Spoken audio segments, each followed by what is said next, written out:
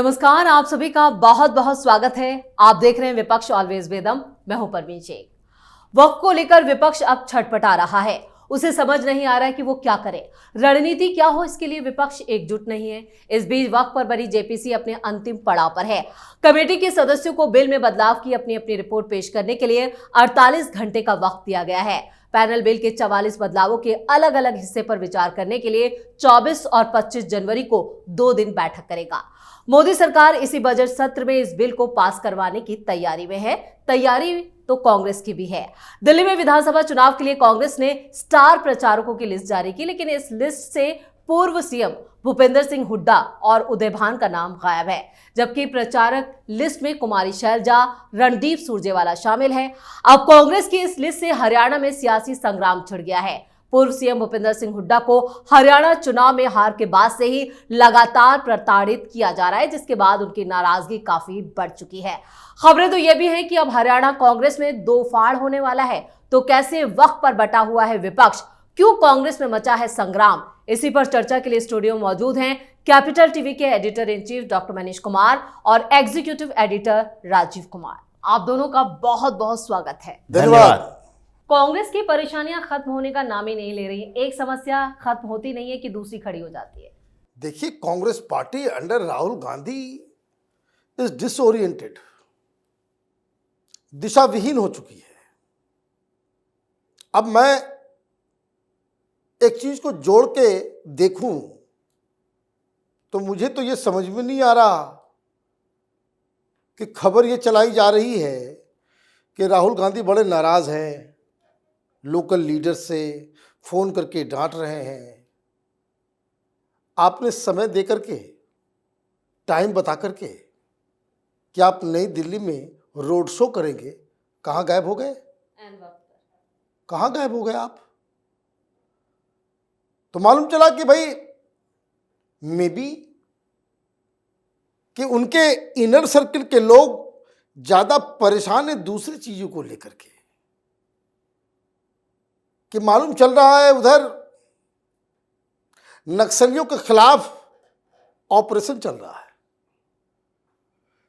1 करोड़ी इनाम वाला नक्सली मारा गया है। ये वामपंथी कीड़े मकोड़े, ये नक्सली, इनकी आखिरी सांसें चल रही है। एक साथ 60 ये वामपंथी जंगल में धरे गए। रविवार से उसको चारों तरफ से सीआरपीएफ वालों ने और एसटीएफ वालों ने घेर रखा है। ड्रोन से लोकेशन पता होता है और ठुकाई हो रही है। घेर के मारा जा रहा है। मारना भी चाहिए, इसका कोई दूसरा इलाज नहीं है। ये टेररिस्ट हैं, प्योर सिंपल टर्म्स में, और दुनिया के सबसे ड्रेडेड टेररिस्ट हैं। कोई पकड़ा गया तो जैसे काट के फ्रिज में डालते हैं ना, ये नक्सलियों ने ही सिखाया है।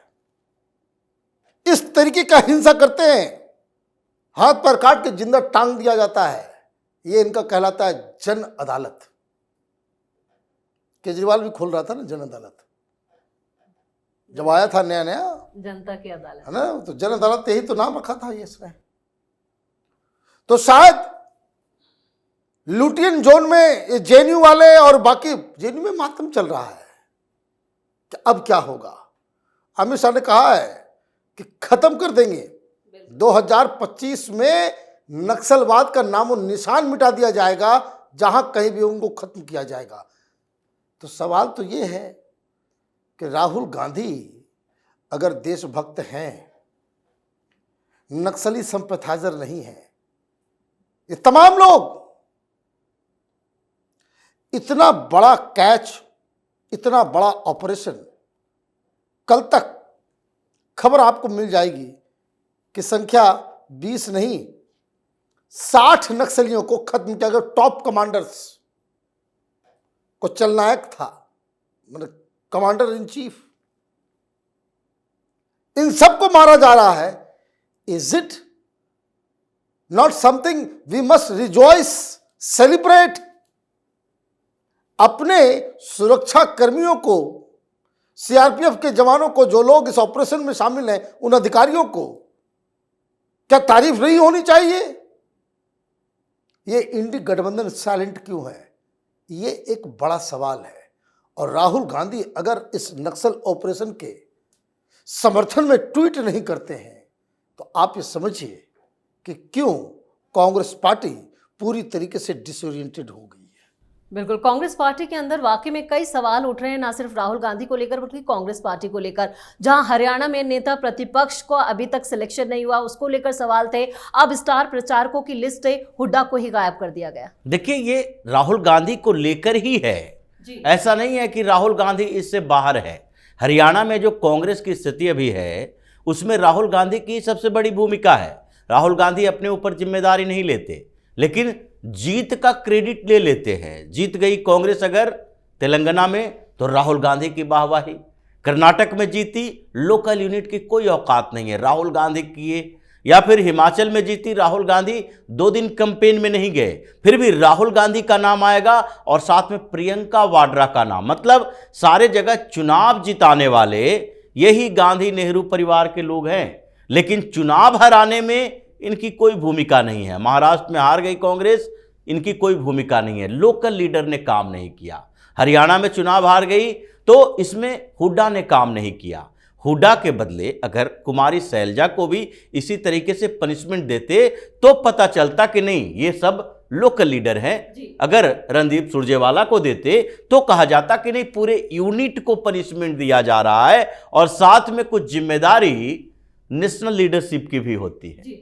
इसके लिए भी राहुल गांधी को माफी मांगना चाहिए अपने ही कार्यकर्ताओं नेताओं से कि हम उतने मेहनत नहीं कर पाए, लेकिन आपने टारगेट किया भूपेंद्र सिंह हुड्डा को और इनकी टीम को। रणदीप सुरजेवाला जो हुड्डा के खिलाफ इतने दिनों से प्रचार कर रहा था, उसको आप अपने इर्द गिर्द रखेंगे। कुमारी शैलजा के खिलाफ कुछ नहीं करेंगे क्योंकि पूरे हिंदुस्तान में अलग अलग राज्यों में ये कांग्रेस इस आधार पर नहीं चलना चाहती कि उनके बारे में कहा जाए, राहुल गांधी के ऊपर एक ठप्पा लगा दिया जाए कि तुम दलित विरोधी हो, दलित की बात करते हो, लेकिन एक दलित लीडर को बाहर कर दिए, दलित लीडर को प्रताड़ित कर रहे हो। एक शब्द बोल दिया कांग्रेस वालों ने और पूरे चुनाव के दौरान हरियाणा में भारतीय जनता पार्टी तक ने कहना शुरू कर दिया कुमारी शैलजा का अपमान हो रहा है। तो ये आधार है, लेकिन ऐसा नहीं है कि हुड्डा चुप बैठेंगे। स्टार कैंपेनर की लिस्ट लाते हो और ये पता है कि दिल्ली में जाट वोट हैं ठीक ठाक, उनके बेटे को रखते हो, लेकिन दीपेंद्र हुड्डा का नाम है लेकिन भूपेंद्र हुड्डा का नाम नहीं है। उदय भान एक दलित लीडर है, उनका नाम नहीं है। हरियाणा का बॉर्डर एरिया है, दिल्ली से बॉर्डर लगता है, वहां के ज्यादा लोगों को लाओगे या फिर केरल से उठाकर केसी वेणुगोपाल को स्टार प्रचारक की लिस्ट में लाओगे? ये कन्हैया कुमार जो सबसे नीचे के दर्जे में गया, अभी तक दिखाई नहीं पड़ रहा दिल्ली में, उसको स्टार कैंपेनर की लिस्ट में लाओगे? राजस्थान से उठाकर ले आए अशोक गहलोत को, जितने इनके पूर्व मुख्यमंत्री हैं, बघेल हो या गहलोत हो, सबका नाम रख लिए हो, तो हुड्डा ने कौन सी बड़ी गलती कर दी? तो ये लोग भी हारे हैं, चुनाव तो छत्तीसगढ़ में भी आ रहा और राजस्थान में भी आ रहा, लेकिन इन लोगों को रख लिए हो। तो ऐसी स्थिति में ये किया इसलिए जा रहा है क्योंकि भूपेंद्र सिंह हुड्डा को ये दिखाया जाए कि नहीं अभी आप कुछ करने की स्थिति में नहीं हो, मतलब कांग्रेस में आप कोई गुट नहीं बना सकते। लेकिन ये ग्राउंड रियलिटी नहीं है। अभी हुड्डा जो है वो वेट एंड वॉच की नीति पर है, वो इंतजार कर रहे हैं बजट सत्र का। बजट सत्र में इन लोगों ने आश्वासन दिया है कि वहां नेता प्रतिपक्ष की घोषणा की जाएगी, बजट सत्र से पहले हो जाएगा और फरवरी के लास्ट में बजट सत्र वहां पर शुरू होने वाला है। और इस बीच हुड्डा ने पूरी तैयारी कर ली है, इनके घर पर मीटिंग हो और 20 से ज्यादा विधायक इनके आए हैं। ये पूरी के पूरी कांग्रेस पार्टी के 70% विधायक है, 70% वो हुड्डा के पीछे चल रहे हैं, लेकिन ये तैयारी कर रहे हैं, इंतजार कर रहे हैं कि सारे की सारी जिम्मेदारी हमारे ऊपर ना हो, पहले जितना अपमान करना है राहुल गांधी हमारा कर ले, उसके बाद हम फैसला लेंगे।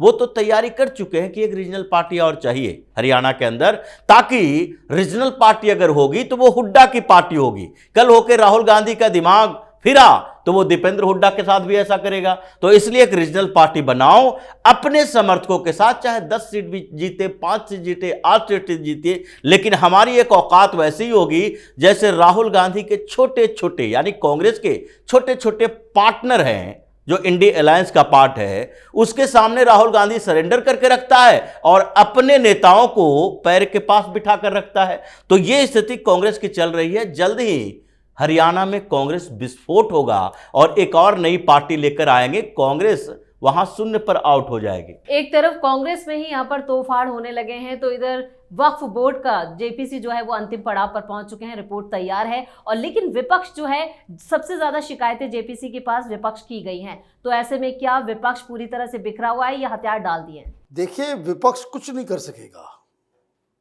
विपक्ष के पास कुछ है भी नहीं। आप कुतर्कों से कानून नहीं बना सकते, या बन रहे कानून को आप कुतर्कों से रोक भी नहीं सकते। वक्फ बोर्ड का मसला जो है वो प्योर इलीगल है। भाई, इस देश में वक्फ बोर्ड की जरूरत ही क्या है? भाई, सऊदी अरब में वक्फ बोर्ड है। ये सवाल कई बार उठता है, जब मुस्लिम्स बहुल जो कंट्रीज हैं, जब वहां नहीं है तो यहाँ क्यों? यहां क्यों? मतलब आपने वोट बैंक की राजनीति में मुस्लिम देशों से भी आप आगे निकल गए कि वोट मिलता रहे। तो मुसलमानों ने भी यह तय कर लिया कि भाई बीजेपी को वोट नहीं करेंगे। तो बीजेपी भी अपना वो तय कर चुकी है कि इस देश को सेक्युलर ही बना के रखेंगे। टाइमिंग बड़ा बढ़िया है। 27 तारीख का डेडलाइन दिया गया है, बाकी डिटेल तो राजीव देंगे ही आपको। लेकिन 27 के बाद करीब 9 दिन है चुनाव के। केजरीवाल को भी बिल से बाहर निकलना पड़ेगा, कांग्रेस को भी बिल से बाहर निकलना पड़ेगा। 26 जनवरी को उत्तराखंड में यूसीसी लागू होगा और 27 को माहौल बनेगा वक्फ बोर्ड का। कहां जाएंगे? कितना बचोगे? फिर ये चुनावी हिंदू राहुल गांधी जनेऊधारी है ना, जनेऊधारी है ना। फिरोज खान के पोते जो हैं वो जनेऊधारी ब्राह्मण हो गए, है ना। फिरोज खान के पोते, बहुत बढ़िया। पब्लिक को इन लोगों ने बेवकूफ समझ लिया है। और ये बजरंगबली का भक्त जो 2 दिन पहले बन गया था वाल्मीकि और तुलसीदास, है ना, अपनी कहानी लिख दी। रावण जो है वो बन के आए थे हिरन। ये सब इन लोगों का पसीना छूट रहा है। और वो एक पहले आता था सीरियल, बड़ा फेमस हुआ था, सच का सामना, है ना। जी जी, सच का सामना। ये सारी चीजें ऐसी है जिसमें हर पॉलिटिकल पार्टी को सच का सामना करवाना जरूरी है। Let it be open. Waqf board के साथ हो या नहीं हो, चुनाव से ठीक पहले उसी समय तय हो जाना चाहिए। यूसीसी के साथ हो या नहीं हो, राम मंदिर के साथ हो या नहीं हो, तो ये सारी चीजें तो बवाल मचने वाला है। और मुझे लग रहा है कि सरकार की तैयारी उसी हिसाब से, अब तो ये सिर पीट रहे होंगे केजरीवाल वाले। ये संजय सिंह ने ही एप्लीकेशन लिखा था जी। जेपीसी की रिपोर्ट तैयार थी, जेपीसी बोली हम देना चाहते हैं। ये तमाम सेकुलर पार्टियों ने ही, केजरीवाल, कांग्रेस, इन लोगों ने चिट्ठी लिखी। अभी भी कुछ कंफ्यूजन है, लटकाया जाए उसको थोड़ा सा लटकाते हैं। बोला ठीक है 15 दिन का टाइम देते हैं। वो 15 हो गया 30 और हो गया अब 27। 5 तारीख को है चुनाव। अब कहां बच के जाएंगे ये बच्चों? ये दिक्कत है। तो दिक्कतें तो अभी और बढ़ने वाली हैं विपक्ष की। लेकिन वक्फ को लेकर एक सवाल ये विपक्ष उठा रहा है कि सबसे ज्यादा जो मुस्लिम आबादी है वो जम्मू कश्मीर में है, तो जेपीसी की जो टीम, जो कमेटी है, वो वहां का दौरा क्यों नहीं कर रही है? देखिए, जम्मू कश्मीर के डेलीगेशन को दिल्ली आना चाहिए। ये बैठक कोई जरूरी नहीं है कि हर स्टेट में हो।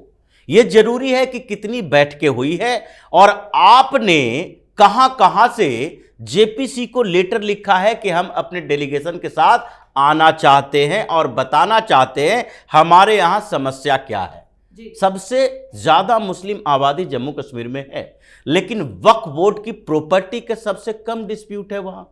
सबसे ज्यादा मुस्लिम आबादी होने से डिस्प्यूट की संख्या नहीं बढ़ी है। वहां तो मुस्लिम आबादी है, सारे के सारे जमीनों पर कब्जा है मुसलमानों का, तो वहां पर सरकार शासन मुसलमानों की रही। अभी तक मुख्यमंत्री कौन रहा जम्मू कश्मीर में? अभी तक यही लोग रहे, चाहे अब्दुल्ला परिवार हो या कांग्रेस के कुछ लोग हो या फिर महबूबा के परिवार के लोग हो। इन्हीं के साला बहनोई बेटा पोता सब लोग मुख्यमंत्री रहा है। तो इन लोगों ने पहले ही वो सारी चीजें निपटा ली है। वक्फ बोर्ड में किसकी औकात है डिस्प्यूट पैदा करे इन लोगों की प्रॉपर्टी में? तो इसलिए वहां के डेलीगेशन नहीं आया तो वहां जाकर मीटिंग करना जरूरी नहीं है। 34 मीटिंग दिल्ली में हुई, उसके बाद यह कहा गया कि नहीं कुछ स्टेट में जाना जरूरी है, क्योंकि वहां के कुछ लोगों ने रिक्वेस्ट किया कि हम अपने डेलीगेशन के साथ दिल्ली नहीं आ सकते, उन जगहों पर जाया गया। उसके बाद जब जल्दी में ये मीटिंग के बाद ये कहना था कि नहीं अब इसे कंक्लूड किया जाए, तो इन लोगों ने और टाइम बढ़ा दिया। फिर कुछ डेलीगेशन वाले आए, नहीं बिहार में भी जाना जरूरी है, बिहार गए, फिर बंगाल गए, फिर कल उत्तर प्रदेश में बैठक हो रही थी जेपीसी की जी। पता क्या चला? 2.8 लाख प्रॉपर्टी वक्फ की है, जिसमें से 3044 डिस्प्यूटेड है, और उससे भी ज्यादा यह संख्या बढ़ रही है। यह तो उसके पास रिपोर्ट आ रही है कि देखिए भाई इतना डिस्प्यूटेड है जिसमें हम लोगों के प्रॉपर्टी पर कब्जा किए हुए हैं, इसका जल्दी से समाधान होना चाहिए। सरकार के साथ अलग डिस्प्यूट है। लगभग 3 लाख प्रॉपर्टी उत्तर प्रदेश में है। उसमें अगर देखा जाए, गहराई से देखा जाएगा, अभी ये संशोधन आने दीजिए, उसके बाद तो और डिस्प्यूट के मामले आएंगे। अभी तक तो लोगों ने समझ लिया था इसका डिस्प्यूट का मामला ले जाएंगे, विवाद ले जाएंगे, अपील कहां करेंगे? इसी के ट्रिब्यूनल में करेंगे, कहीं और कर नहीं सकते, तो कुछ होने वाला नहीं है। 44 संशोधन है। अब ये लोगों का काम है उन 44 संशोधन में आपत्ति दर्ज करना। आप अपनी आपत्ति दर्ज कीजिए, उसके बाद संसद के अंदर जो सामान्य मेजोरिटी की बात है, तो इसलिए ऐसा नहीं है कि सिर्फ जेपीसी की बैठक हो रही है, विपक्ष की पार्टियां भी बैठक कर रही है, ऑफर दे रही है, और वहां भारतीय जनता पार्टी भी ये बात कर रही है, मीटिंग कर रही है। इन्होंने भी कुछ नेताओं को लगा रखा है कि देखो जितनी पार्टियां हैं हमारे सहयोगी पार्टियां, उन लोगों से बातचीत करो। जनता दल यूनाइटेड के बारे में कहा जा रहा है नीतीश कुमार ऐसा करेंगे, तो उन्हीं के नेता तो है ललन सिंह, जिन्होंने जब ये बिल पेश हुआ था तो सीधे तौर पर कहा था नहीं भाई ये मस्जिद पर कब्जे की बात थोड़ी है, ये तो सामान्य तरीके से वक्फ में संशोधन की बात है जिससे मुसलमानों को फायदा होगा, हम पूरे सपोर्ट करते हैं। तो सपोर्ट तैयार है, मेजॉरिटी बीजेपी के पास है, तो फिर तुम संशोधन जो दोगे इस संशोधन के अंदर, उसमें भी पार्लियामेंट के अंदर होगा यस नो। उसके बाद आपके संशोधन धाराशायी होंगे, 44 संशोधन लागू होंगे, और उसके बाद एक एक करके एक एक राज्यों में एक खेल होगा। फिर ये विपक्ष इन्हीं के दरवाजे पर आके, जो इन लोगों को समर्थन करने वाले मौलाना हैं, वो इनके यहां आकर धरना देंगे, जैसे अभी केजरीवाल फंसा हुआ है। बिल्कुल। और इस तमाम जानकारी के लिए और सटीक विश्लेषण के लिए आपका बहुत बहुत धन्यवाद। धन्यवाद। वक्फ बिल पर जेपीसी की रिपोर्ट तैयार है, जिससे विपक्ष को 440 वोट का झटका लगना तय माना जा रहा है, क्योंकि विपक्ष के खिलाफ ही जेपीसी के पास इतनी शिकायतें आ चुकी हैं कि वो खुद मुंह दिखाने के लायक नहीं बचे हैं, जिससे साफ है कि अब वक्फ में बदलाव वाला बिल आसानी से पास हो जाएगा। इधर कांग्रेस की अंदरूनी कलह इस बार राहुल गांधी पर भारी पड़ने वाली है, क्योंकि हरियाणा में कांग्रेस 2 हिस्सों में बंटने वाली है, यानी विपक्ष ऑलवेज बेदम है। इस खास शो में इतना ही। वीडियो कैसा लगा कमेंट करके अपनी राय जरूर दें, वीडियो को लाइक करें, शेयर करें और कैपिटल टीवी को सब्सक्राइब जरूर करें। धन्यवाद।